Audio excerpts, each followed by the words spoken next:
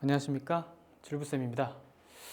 전세권과 임차권 진짜 궁금하시죠? 이거에 대해서 오늘 좀 설명을 좀 드려볼게요. 전세권은요, 민법에서 설정된 권리예요. 그럼 뭐냐? 애초에 임차권보다 먼저 있었다. 그러니까 이렇게만 기억하시면 좋겠죠? 전세권이 먼저 있었고, 근데 이걸로 좀 부족한 거예요. 이걸 부족해서 임대차 보호법이라는 게 만들어진 거예요. 그래서 이게 더 중요한 권리가 되고, 이게 더 많은 걸 보호해주는 권리가 되는데, 이 두 개가 차이점이 이제 우리는 궁금해지는 거잖아요. 그래서 임대차 보호법에서 다루고 있는 것들을 전세권이 아닌 임차권이라고 불러요, 앞으로. 그래서 전세금이 아니라 사실 보증금이라고 부르는 게 맞죠. 그래서 우리는 이게 훨씬 더 중요한 시대에 살고 있고요. 그리고 여러분이 전세 보증을 거의 들기 때문에 전세 보증보험을 들면은 임차권 등기 명령을 그냥 의무적으로 하게 돼 있어요.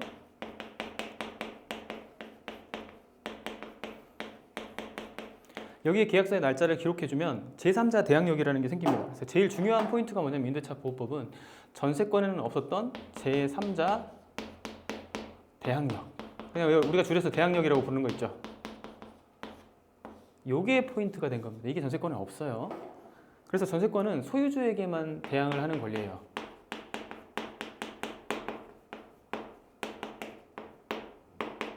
얘는 제3자에게 대항을 하니까 얼마나 센 권리입니까? 그죠? 이 제3자가 우리 입장으로서는 낙찰자입니다.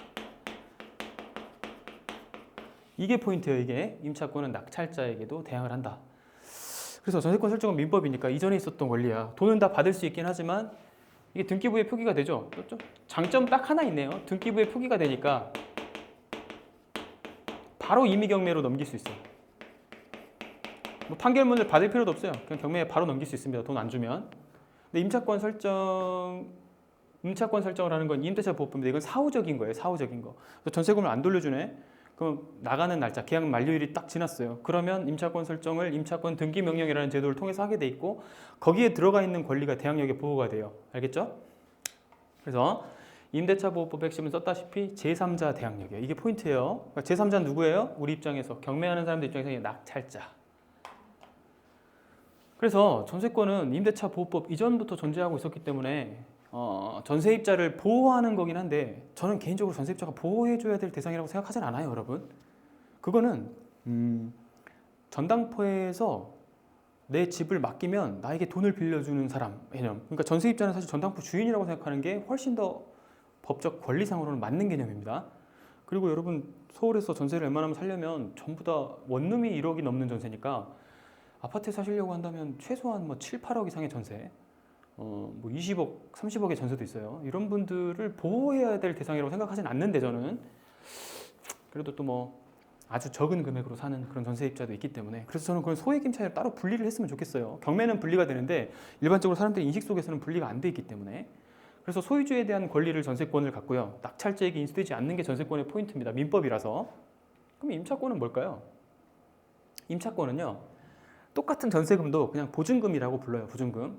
그리고 거기에 살 수 있는 권리를 임차권이라고 부르고 그리고 제3자 대항력이라는 건 누가 낙찰을 받아오든 그 집을 누가 인수를 해갖고 오든 전세금을 나에게 돌려주기 전에는 내가 나가지 않고 계속 살 수 있는 권리입니다. 그래서 여러분이 헷갈리는 것 중에 하나는요. 대부분 등기부에 전세권 설정이 돼 있어도 그 사람이 그 집에 살려면 전입신고를 또 추가로 하죠. 이러면 전세권 설정이야 전입신고에 따른 임대차 보호법이야. 여러분이 헷갈리는 경우가 되게 많단 말이에요. 전세권 설정은 등기상에 표기가 되어 있어서 그냥 임의경매를 하기 좋은 거고 전입신고를 어차피 해버렸다고 한다면 전세권보다는 임차권 대항력의 개념이 더 세니까 이걸로 보호를 받겠죠. 그래서 중복되어 있는 경우가 많다 보니까 여러분이 헷갈려 하시는 것 같아요. 이거에 대한 걸로 엄청 질문들을 많이 하시고 디테일한 걸 물어보시는데 할 필요가 없는 것들을 좀 하고 계신 분도 있고 아무리 설명해도 이게 이해가 좀 불가능한 부분도 있어가지고 최근에 이슈만 좀 얘기를 해드리겠습니다. 그러니까 여러분한테 지금 제일 이슈 있는 건 뭐냐면 전입신고가 없는데 전세권이 있는 경우 이게 굉장히 큰 이슈죠. 전입신고가 없다는 거는 대항력 성립이 안 되잖아요. 민법인 전세권만 보유가 되니까 소유주에게만 대항할 수 있잖아요. 이게 법적 원칙이에요. 1번. 그런데 대부분의 경우에는 이런 것들이 그러면 이런 것들이 좀 문제가 있으니까 되게 싸게 낙찰이 될 거 아닙니까?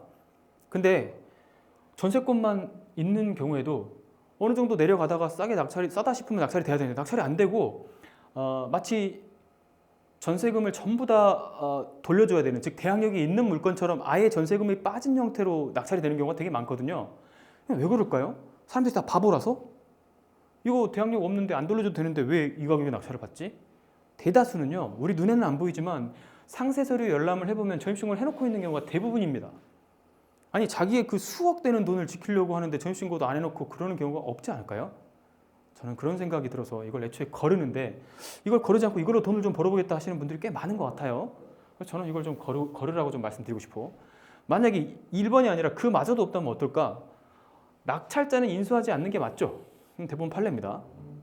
그런데 원래는 경매로 인해서 대항력이 소멸됐다라고 인정돼서 소유주에게도 대항력을 인정하지 않았어요. 왜냐하면 대항력이라는 개념이 소유주에게 인정되기 시작하면 뭔가 논란의 여지가 생길 수 있잖아요. 법적 해석에 있어서. 그런데 23년 판례에 보면 이걸 인정해버렸습니다. 그러니까 향후에 좀 이렇게 문제도 남아있다. 그러니까 이걸 못 받으면 내 인생을 걸고 이걸 받으려고 하는 사람하고 소송을 할 수 있는 상황이 생길 수가 있는 거죠. 그래서 저는 1번 때문에도 거르는데 대부분은 1번이에요. 그래서 확정일자 전입신고 없다고 막 하고 낙찰 받고 나서 부랴부랴 저에게 찾아오시는 분들 3분 정도 계셨는데 올해 이 3분 자세하게 서류 열람을 얼른 해보시라. 그게 없는지 그랬더니 다 있었어요. 그러니까 전입신고가 다 있었는데 없다고 표기만 된 겁니다. 혹은 다 있었는데 그 경매 제출 서류에서 어떻게든 누락이 돼가지고 우리 눈에는 그게 보이지 않은 거죠. 물론 이런 경우는 이제 매각물건 명세상에 표기가 안 됐다고 하면 중대 오류로 인해서 보증금을 돌려받을 수는 있습니다만, 그 애초에 이런 일을 제가 왜 합니까? 저 안 합니다. 안 해. 그러니까 저 같은 경우 안 하니까 안 하시는 분들 대부분 많은 거죠. 굳이 이런 거에 들어가서 마음 고생을 할 필요가 있냐? 전 그런 생각이 들긴 해요. 개념적으로 질권 설명을 한번 해볼게요. 질권은 어떤 거냐? 질권은 가장 이해하기 쉬운 거는 근저당의 저당 이런 개념이에요. 이거는 잠깐 쉬었다가 다음 시간에 설명할 수 있도록 하겠습니다.